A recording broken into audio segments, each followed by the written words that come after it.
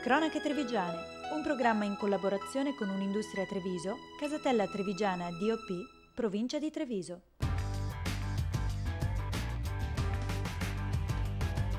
Z Group, Communication by Image. Ben ritrovati cari amici di Cronache Trevigiane. Come vedete siamo su un palco importantissimo, siamo con Egidio Fior, ideatore del premio Radicchio d'Oro per questa 11ª edizione. Qui tutto è quasi pronto, stiamo facendo le ultime prove per una serata che come sempre Egidio si preannuncia davvero interessante. Anche quest'anno grandissimi nomi, avete fatto un grandissimo lavoro. Sì, abbiamo cercato dopo questa è l'11ª edizione, di avere personaggi di spicco. Ti dirò qualcuno di nome, da Filippo Daverio a Antonello Venditti, alle schermatrici, cioè le campionesse del mondo, la campionessa del mondo di volley, cioè ci sono tantissimi personaggi, quindi spero che sia una serata eccezionale che fa divertire tutto il pubblico. Si sta davvero riempiendo, adesso c'è un po' di buffet e poi inizierà il vivo di questa serata, quindi anche tanti amici che ogni anno continuano a seguirti per quello che è un premio che è partito davvero in sordina. Ti dirò, siamo partiti per scherzo, quindi adesso è un premio molto ambito che tutti quanti vorrebbero riceverlo, quindi è una grossa soddisfazione per noi che lo organizziamo, perché ho un collaboratore eccezionale come Piero Calonetto, che è lui il factotum, diciamo, di questa manifestazione, quindi io ringrazio anche tutta la mia famiglia che mi appoggiano in questo premio. E noi andremo a conoscerla proprio tra poco, la tua famiglia. Noi ti lasciamo perché sappiamo che i lavori sono tantissimi e sei richiestissimo. Andremo a conoscere proprio Fabio tra qualche istante. Prima ci vediamo il primo servizio di Cronache Trevigiane e poi restate con noi perché ci immergeremo in questa meravigliosa serata dell'11ª edizione dell'ambitissimo premio Radicchio d'Oro con tutti i suoi protagonisti. A tra poco.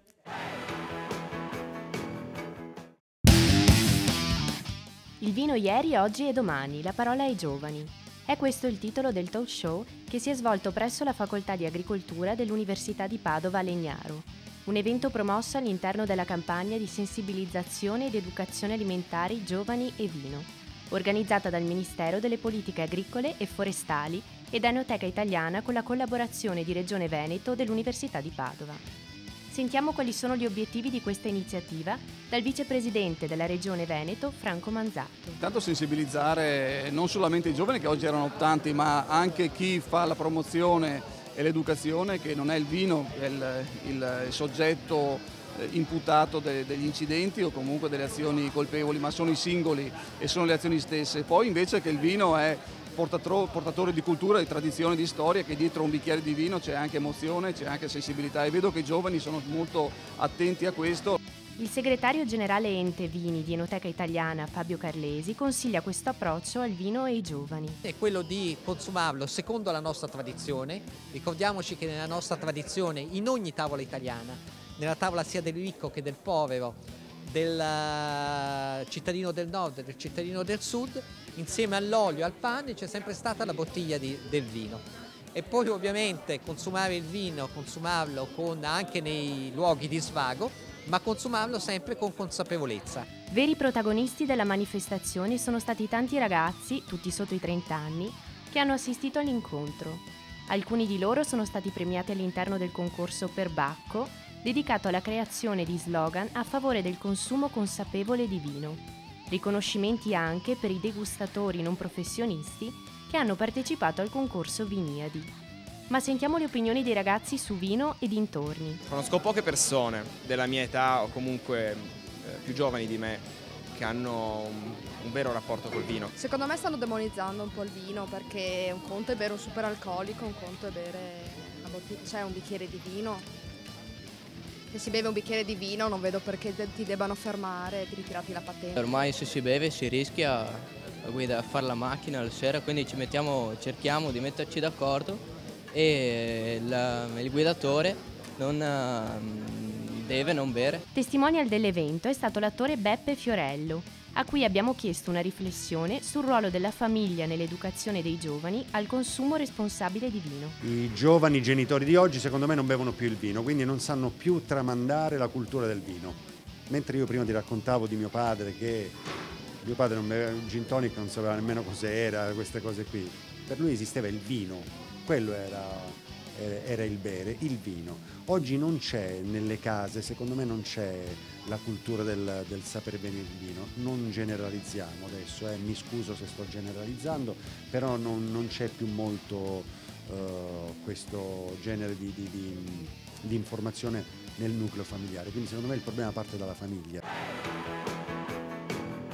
Ben ritrovati ancora qui all'Hotel Fior, siamo ospiti qui a Castelfranco Veneto per una serata che è una tra le più amate dai trevigiani e non solo, la serata dedicata al premio Radicchio d'Oro. Con me ci sono Fabio Fior, ve l'avevamo già annunciato, e Zeman, il volto più amato del calcio italiano dal grande pubblico. Iniziamo proprio da un grande allenatore che si è fatto apprezzare da chi ama il calcio vero, il calcio fatto sul campo, senza bugie, il calcio trasparente.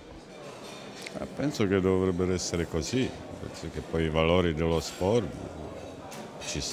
sono questi, poi purtroppo ci sono spesso altri interessi che portano qualche cosa di meno bello. Ecco, ospite di una serata, ospite d'onore, verrà premiato proprio nell'ambito del calcio, di una serata in cui si abbina un grandissimo prodotto tipico senza finzioni ad un grande uomo del calcio senza finzioni. Sono contento che vengo premiato e ringrazio l'organizzazione che ha pensato a me. Andiamo a sentire un altro protagonista della serata in un'altra veste.